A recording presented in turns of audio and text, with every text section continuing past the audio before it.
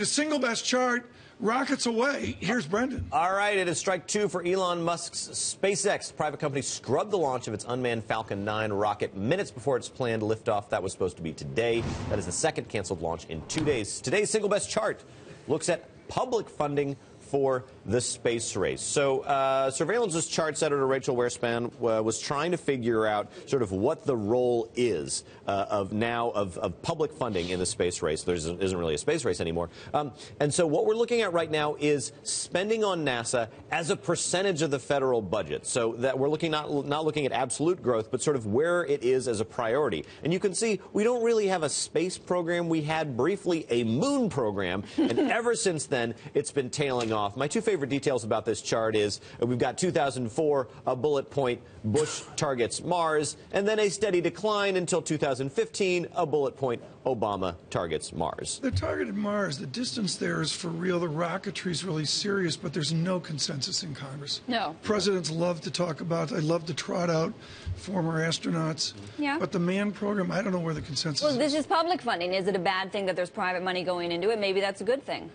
There's a raging debate about it, particularly with the recent accidents. So they did not involve SpaceX, right? I don't think that it has been made clear what the point is, what the end goal is of this. There was a very clear reason to be the first to get to the moon. It's an easy way to get a democracy behind that if they know what the goal is. Well, right now, Mars seems so far away, it's honestly hard as a voting citizen to understand what the end goal is in spending a lot of money on rocketry. Yeah, Troy Gajewski over here, Skybridge, you're nodding. Well, yeah, I mean, I agree. For the average voter who's gone through a really tough time the last 6 years, to spend tens of billions of dollars to put somebody on Mars just doesn't make a lot of sense. For scientific reasons, it's cool for academics, but for the average voter, it just doesn't seem to connect. Yeah. Dr. Brendan Brown, looking around the world, do you see that there's any future in other countries? You know, there's even a nascent space program in India. China has gotten into it. Do you see long-term that driving driving activity in space exploration up? Well, I think it's very much a political state issue rather than seeing a lot of autonomous private funds and excitement coming into it. Yeah. Okay. You have to wonder, though. Look at the remembrance of Neil Armstrong finding a bucket of stuff in his closet. Yes, yeah, but everybody else is hysterical about it. But again, that's ancient history. Yeah, how much more powerful is nostalgia for that than excitement about this? So you got to create your new nostalgia, and there's no constituency to do that. Well, because there was the political element of the race to the This is the number one argument I have with my father, to personalize it. He believes in manned spaceflight. And I'm looking at your chart. Bring the chart up again. What portion of that chart now is unmanned spaceflight, Cassini to Saturn, or the different things going to the sun, those new shots of the sun and the solar flares? Yeah.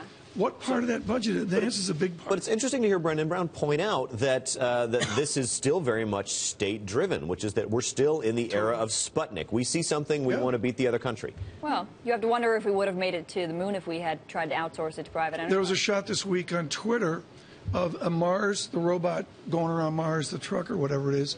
I think it's like a Hummer too. Yeah. Anyways, it's going around Mars, and it's got a shot of rocks that you're certain were striated because of flooding or water.